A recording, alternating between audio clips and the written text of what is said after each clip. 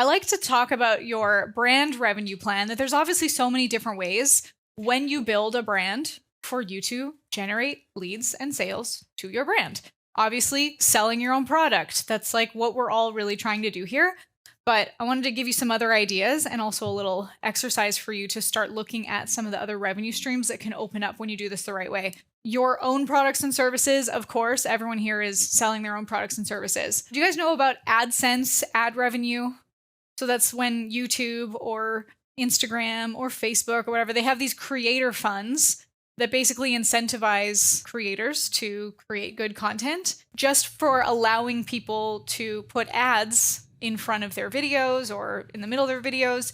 They get like a few pennies on every few hundreds or thousands of views, depending on your channel and your size and everything. For some people, like AdSense can be a really great opportunity. I would never make that the primary, but it's totally a bonus. Like little sprinkles on top. Oh my gosh, I made $1,000 from my YouTube channel this month. And this is actually really cool for everyone to know. You can be posting videos on any platform, but YouTube, especially that it's a search engine, your content is discoverable years later.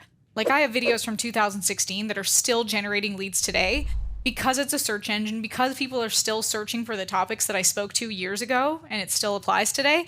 They're still watching it. And the cool thing about YouTube is that you can, out of nowhere, have a video that you made a couple of years ago just pop off.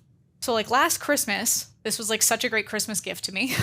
I wake up and I have like hundreds of views, thousands of views. And then just every day it kept compiling. I got to a place where I was getting 1,000 views a day just on this. It was 1,000. No, I was getting 1,000 subscribers a day just from this one video. And over like a month or two, this video shot from like a couple thousand views to now it's at, I don't know, actually, let's look it up. It's like, I think I started getting like $5,000 a month you've been canceled. Just from ad revenue from it. Okay, so what I like to do is click on the most popular videos. This one, 2.3 million views. And it popped off after being on my YouTube channel already for 2 years. I didn't even touch it and just, it became a popular video. Same thing with this video. I made this 8 years ago, has 915,000 views. Do you think people are searching for how to use Canva pretty regularly? It still is showing up for me and making money. So let me just show you. If I click on this video, if you want more eyes, it's not popping off anymore, but it still does get a ton of views. But if we see, okay, I posted this 3 years ago, and this is how much money I've made from this video since then. Like that's one video, 2.4 million views, 156,000 hours of watch time. I can't even comprehend how much that is. But yeah, like for the longest time, it was just, you know, a little bit of views here and there and then totally popped off. So I say this to you to be like, I want you to create content every single day. And YouTube videos, I think at least once a week is the mark that I would say be consistent with once a week videos. And even if you're like, oh, that video didn't get a ton of views, I was saying that right here. And then all of a sudden it got here and this, like, it made that much money. So make videos that you can position them as evergreen, that the content that you're making today, even if someone found it a couple years later, is still relevant because it still can show up for people like that. And so just to show you, this is what happens when you have AdSense turned on your videos. It'll basically automatically get turned on. People can turn it off. And I get the common question, should I turn AdSense on my videos or not? Yes, because YouTube wants to pay you, because that means that they're going to put their ads in front of you. And if you think about content from a platform's point of view, what's the platform's primary goal? To keep people on the platform. YouTube makes money when more people are on YouTube. How do you keep more people on YouTube? Good content. So if your goal is like, okay, my content game is I post one post a day on my short form platforms and I post one video a week on my long form platforms, you never know what video could like turn into a big hit for you. When you post a video on YouTube, some people will go, well, how do I get this out to more people? Do I send it to my list? Do I post on social media? It's going to sound counterintuitive, but no, don't do any of that. Actually just let it sit on YouTube and let YouTube do its work. Because if I teach the algorithms that every time I post a video, I'm going to drive my email traffic to it, YouTube goes, oh, there's already an audience coming here. And we're training YouTube how to push it out to the right audience. So we actually want YouTube to pick up the video on its own and discover the audience that's just organically watching it so it can push it out to lookalike audiences on its own. YouTube is amazing because it's like the only platform that will find your audience for you and pay you for it, and your content still works years later. That is my plea for YouTube. Please do YouTube. Really, any social media platform is great, but On YouTube, these videos are organic. Like people are still finding, I still get people that join my programs that are like, I found you from your posting is not marketing video.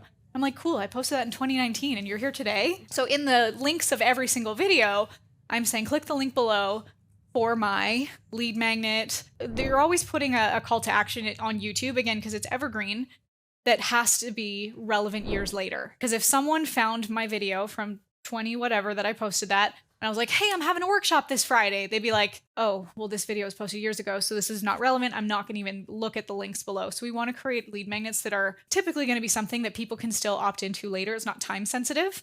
That said, you can always change the lead magnet later. Like I have videos about Twitter. Twitter's not called Twitter anymore. I just changed the lead magnet, and I just also made a note like updated guide to growing your following on X. Like, and that's totally fine. Okay, so your own products and services, AdSense, that's another amazing way to generate some revenue. One more thing I'll add to that is there's a lot of YouTubers or creators that like that's their main revenue stream.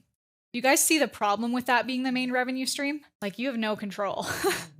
And also sometimes your videos can get demonetized just if the YouTube God algorithms, whatever, don't like it. Like say if you talk about the pandemic or something, like it'll like, nope, we're not monetizing this video. This is why we talk about having different revenue streams and diversifying our revenue streams. I think always the safest is having your own products and services that you're able to sell through your own list in different channels. All right, next ones. Integrations, affiliate marketing, sponsorships. So this is working with other brands. The most amazing thing about the world that we live in today is like how incredible that we live in a world where we can like post some words on the internet and make money. Like we have capabilities right now that our ancestors would think is witchcraft. What do you mean you're talking to someone on the other side of the world in a different time zone just from this little device where we can see their faces? Nowadays, brands, they have a ton of money to be able to spend on ads, but ads aren't converting the way that they used to because people are kind of getting immune to ads. They don't want to watch ads. People will also spend extra money to not sit through ads. Like they pay the YouTube Red or whatever that's called, that they don't always have to watch ads. So now, because these brands know that their audiences don't always want to sit through ads, but what do they want to sit through? They want to sit through entertainment. These influencers have offers where people will pay subscriptions just to have access to their content. Or they have these channels which have lots of viewership, which means that a lot of these big brands are shifting their marketing budget from ads to other people's audiences. OPA. That's another like a big stream to be able to tap into is partnering with brands that you have their audience that you can be a feeder for them. So for example, I have a friend that she is a menopause coach and she has a small niche audience of these middle-aged women who are, you know, going through that phase of their life, hot flashes and changes in their hormones and stuff like that. And she doesn't have a huge audience. Like if you just looked at it from surface level, it's like, she has like 7,000 followers, something like that. But on the back end, her audience is crazy engaged that if she can show these numbers to these brands, she's like, AG1 sponsors like Tim Ferriss level brands. Like Tim Ferriss is obviously huge, but she's also one of the top brand integrations for AG1 because her audience, if she's like, hey, ladies with hot flashes, you need to drink AG1, they're like, yep, give it to me. And so she can show this is how I've been able to, like, this is how engaged my audience is. And brands will pay her so much money just to mention it on the podcast. So it's like they can run ads to a cold audience and say, hey, you should drink this stuff. But how much more is it going to convert to have someone say to people that trust them, you should drink AG1? See what I'm getting at? I also have this video on my YouTube channel. I did a video about Circle. Well, some of you guys are in my Circle community. We use Circle as our members area. School versus Circle, what nobody is talking about. This video I did a couple months ago, and it has almost 6,000 views now. Circle paid me to make this video, but from a viewer just watching it, it might just look like, I mean, genuinely, my audience would want to know what members area should we use? Should we use Circle or School? And Circle paid me $7,000 just to make this one video. But then on top of that, I have this affiliate link here that leads to, hey, if you want to use Circle as well, use my link, which I get a kickback on. And on the back, I looked at my analytics recently, or in my my affiliate platform, I've made them $25,000 just from this video.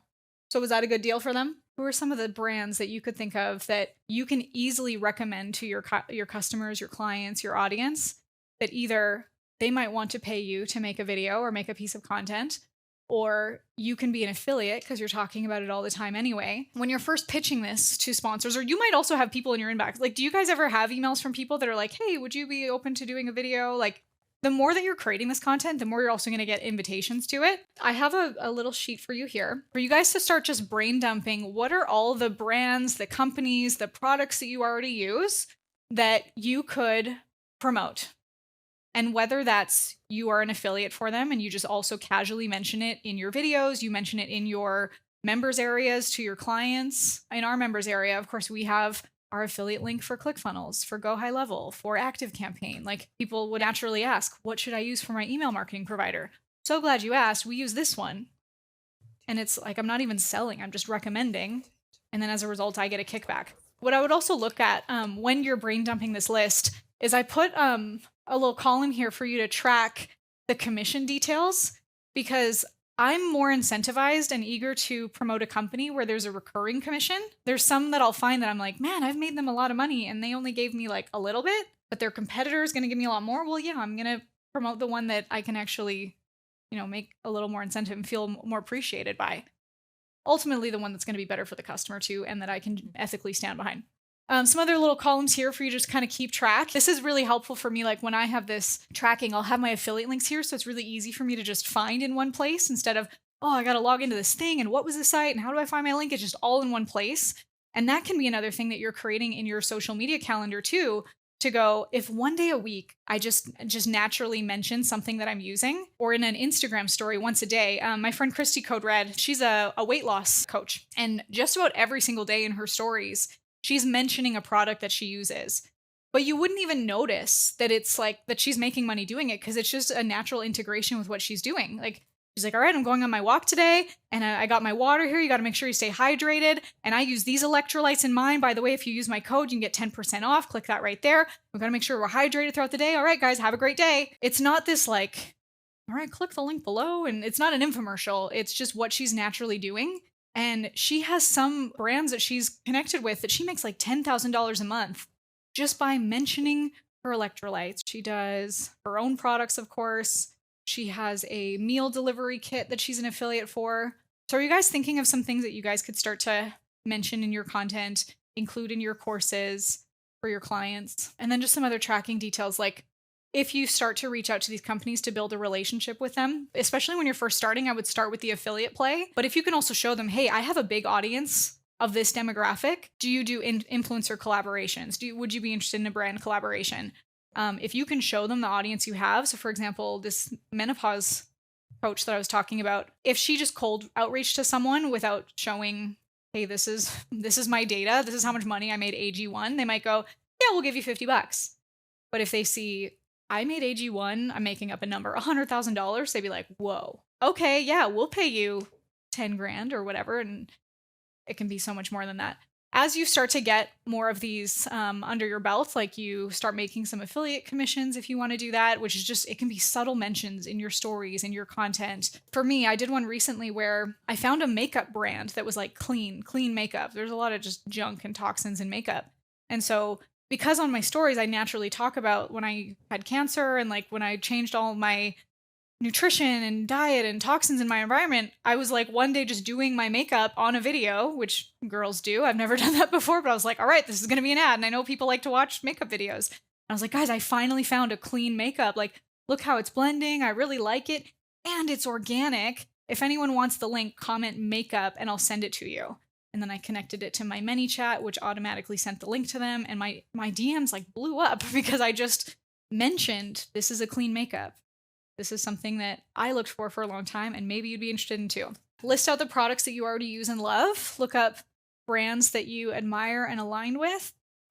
Any skills or knowledge that you have that you could even package into a product or service. Like, I think about Steven and I have been sponsored by brands, and then we've also had brands that we've been affiliates for that if we really believe in the brand, we'll add our own bonuses on top of it to be like, if you get it through my link, we'll also give you these things. So for example, if I use the makeup one, I don't know, if I'm like, hey, if you buy this makeup through my link, I'll also give you My skincare routine. I'm making that up. I think it's so funny how many influencers say, everyone's asking me about my skincare routine. No one in the history of ever has ever asked me about my skincare routine. But just saying that you could make it even more enticing than just like go buy through my link.